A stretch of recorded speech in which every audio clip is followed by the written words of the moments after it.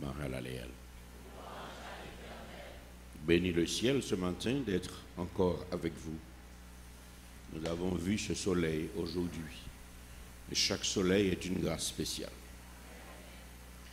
Je suis très heureux d'être avec vous ce matin. Et je suis venu particulièrement dire à ceux-là qui sont découragés de rester en silence.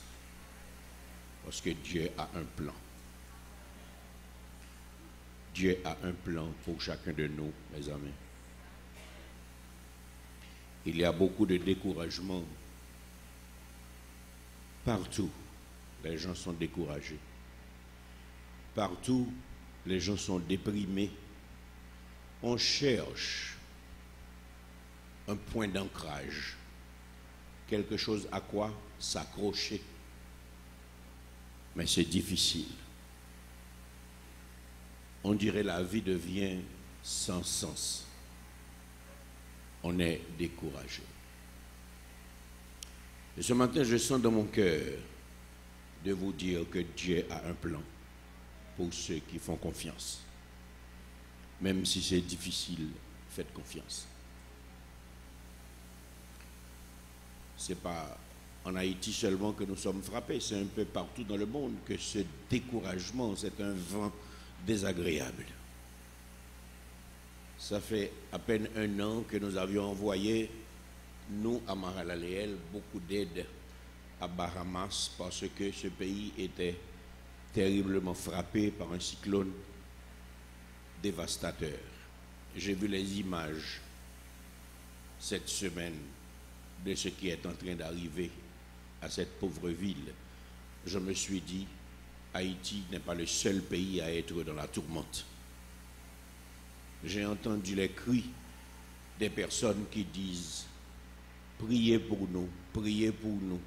On est en grande difficulté, priez pour nous. » On m'a envoyé une image où l'eau est montée jusqu'à 7 mètres de haut. Encore une fois, ce pays a tout perdu. Et je me suis dit, mon Dieu, des difficultés, il y en a. Des morts, des maladies, des personnes qui perdent leur emploi, des gens qui sont en train d'enterrer leurs enfants, comme ce qui est arrivé à notre sœur José Chancy. Et hier, il a enterré son garçon, Gilles Albert. Et j'étais à l'église, j'ai vu tous les yeux couverts de larmes et rouges de chagrin. J'ai compris qu'il y a un mauvais vent qui dérange et nul n'est exempt. Mais vous savez ce que j'ai compris? J'ai compris que le découragement, c'est une arme foudroyante que le malin utilise pour nous empêcher de rester sur la voie du salut.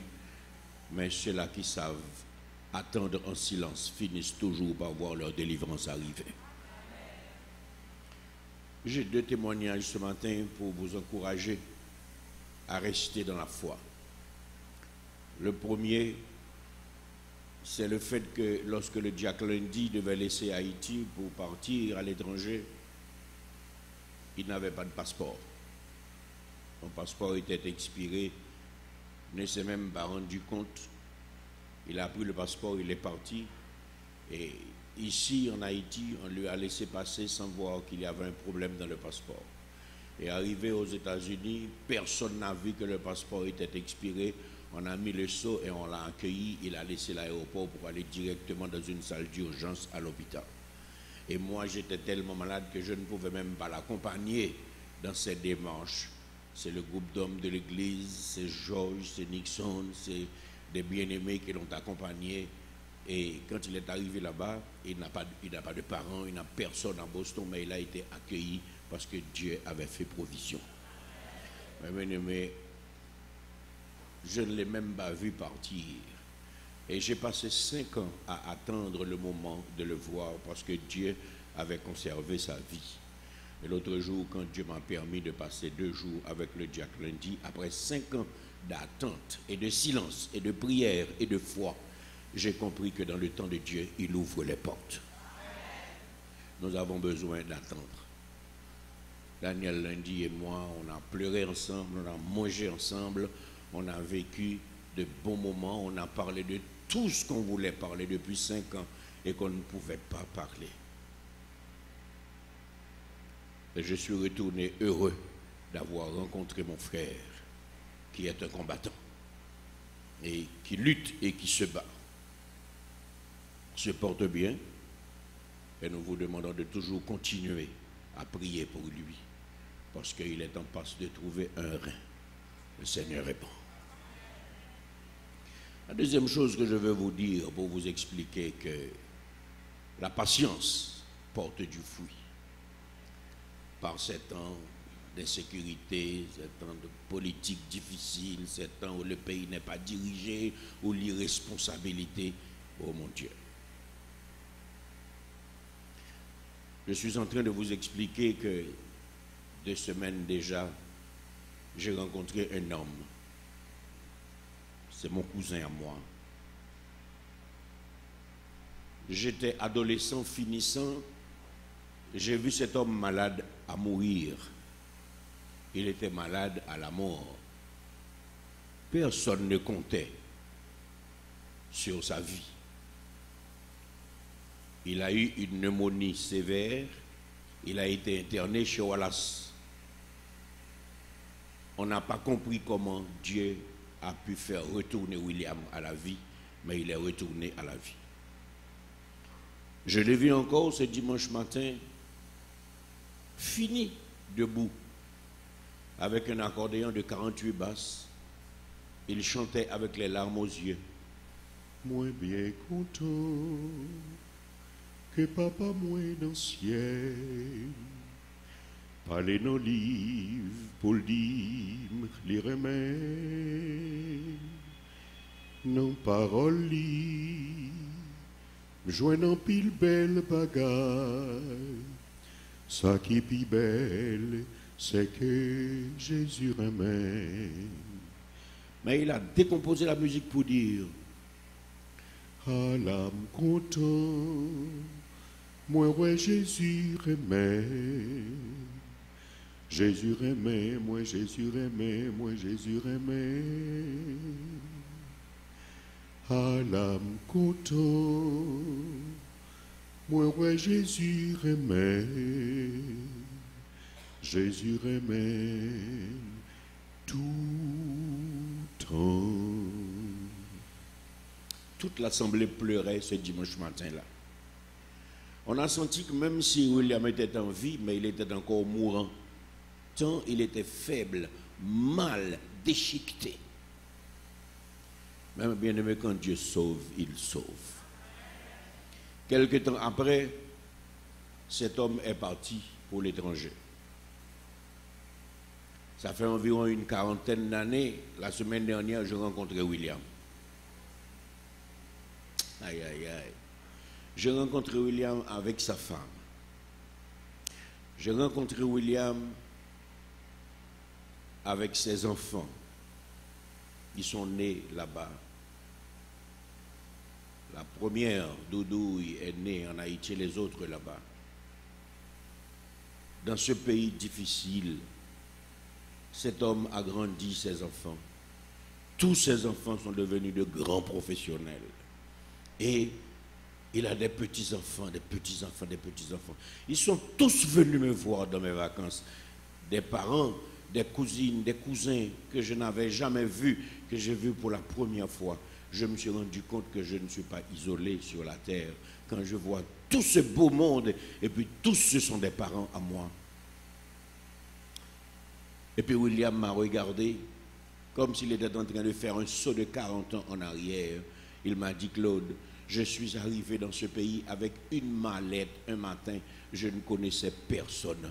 Voici ce que Dieu a fait de moi après 40 ans. J'ai failli pleurer. Ces enfants ont réussi, même si le pays est difficile, parce que quand on est béni, on est béni. Et ces petits-enfants gardent la ligne. Je n'ai pas vu de déchiquetés, je n'ai pas vu de délinquants, je n'ai pas vu de pantalons sous les fesses, je n'ai pas vu des têtes raquettes. J'ai vu des personnes dignes de la grâce de Dieu. Et tous, ils marchent avec le Seigneur. Il a dit, Dieu m'a élevé. Je suis un homme heureux aujourd'hui. Voici ce que Dieu a fait de moi. Et j'ai compris que quand on attend patiemment et en silence, Dieu délivre toujours. Je voulais vous communiquer cet état de mon cœur pour vous dire que les mauvais vents qui traversent votre vie ont leurs limites. Mais attendez. Attendez. Ce jeune homme, en laissant le pays, n'avait aucun espoir en lui, mais il se confiait en l'Éternel. Et Dieu a fait de grandes choses. Il n'y avait aucun espoir pour Daniel lundi. Mon yo même quand on dit c'est diable la tibonite cap manger, c'est ce qu'il m'a dit. Ou pas pied le fin tourner éponge.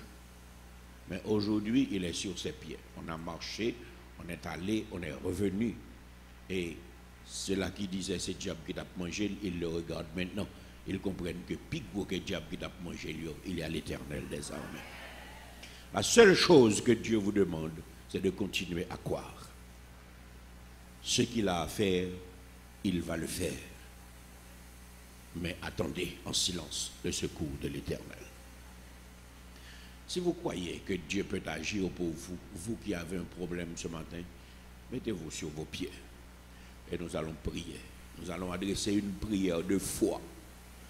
Et le Dieu de toute grâce voudra bien répandre sa grâce sur son peuple. S'il y en a qui sont accablés, s'il y en a qui sont abattus, s'il y en a qui sont découragés, s'il y en a qui ne savent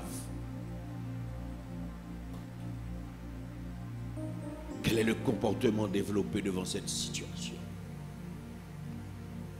il y a un Dieu dans le ciel qui résout les problèmes de la terre. Si vous avez un problème sérieux, si vous êtes sérieux dans votre foi, Dieu veut vous toucher ce matin. Fermez vos yeux, ouvrez vos cœurs et recevez la grâce que Dieu veut offrir ce matin.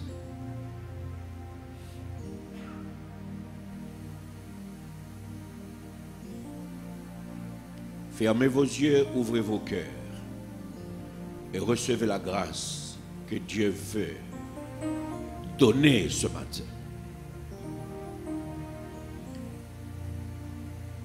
Il y a des problèmes qui sont devenus séculiers tant qu'ils existent longtemps et qui paraissent sans solution.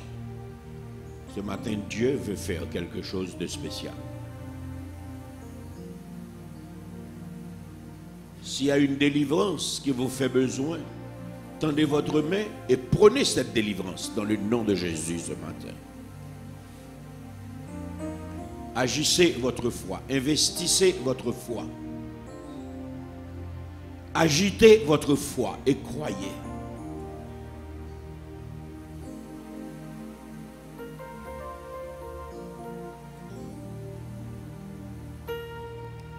Votre cœur est fermé, vous avez du chagrin. Le sourire est parti, ça fait longtemps. Vous aviez trop longtemps été défié par un mal qui vous dérange. Tendez votre main et touchez le cœur de Dieu ce matin. Et recevez votre grâce. Merci Seigneur. Merci Seigneur. Vous avez le mal qui vous accable. Et vous êtes fatigué dans cette situation. Posez votre main sur ce mal s'il est physique.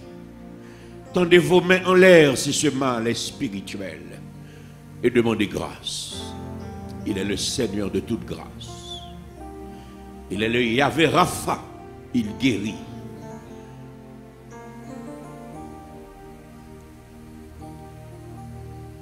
À ceux qui sont dans la tourmente, il donne la paix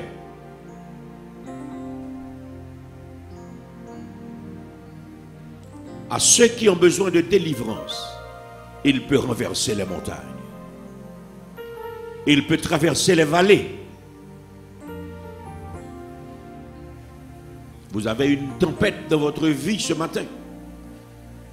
De quelque nature que puisse être cette tempête, le Seigneur peut dire arrêtez. Fermez vos yeux, ouvrez vos cœurs et touchez le cœur de Dieu ce matin.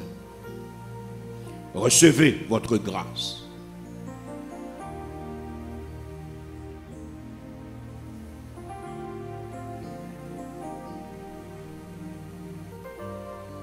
Parlez à votre Seigneur ce matin. Il attend que vous lui dites ce qui vous traverse, ce qui vous menace, ce qui vous inquiète. Parlez à votre Dieu ce matin.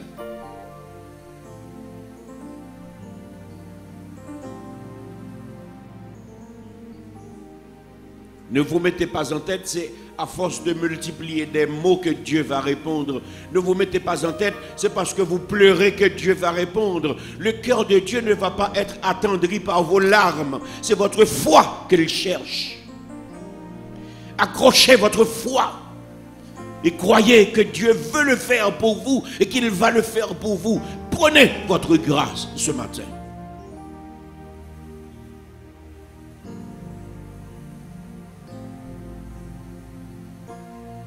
Ce n'est pas la forme que vous prenez qui va vous délivrer. Ce n'est pas l'attitude physique qui va vous délivrer. Ce n'est pas parce que vous priez plus fort que personne ou bien parce que vous avez des larmes aux yeux. Mais c'est votre foi. Car la parole dit, si tu crois, tu verras la gloire de Dieu. Et la gloire de Dieu veut éclater pour chacun ce matin. Saisissez cette opportunité et que cette gloire éclate pour vous.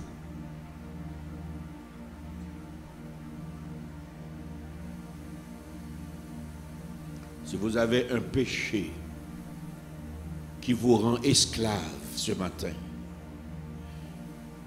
un péché auquel vous ne pouvez pas dire non, une tentation qui paraît plus forte que vous ce matin, remettez-vous sincèrement au Seigneur et il vous donnera cette victoire. Il peut casser cette chaîne et il veut casser cette chaîne ce matin.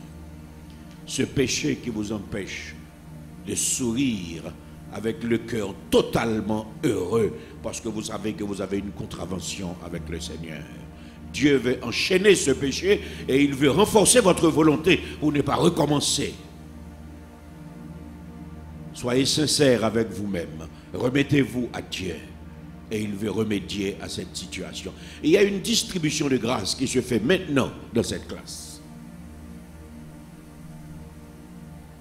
Si vous croyez, vous allez recevoir.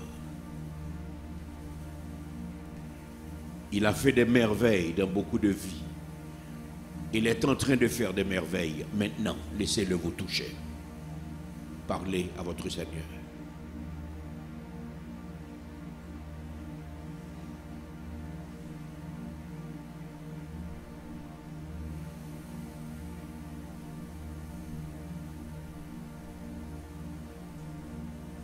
Si vous croyez que vous avez reçu, dites merci. Avec la foi que c'est déjà arrivé, puisque la foi est une ferme assurance des choses qu'on espère et une démonstration de celles qu'on ne voit pas.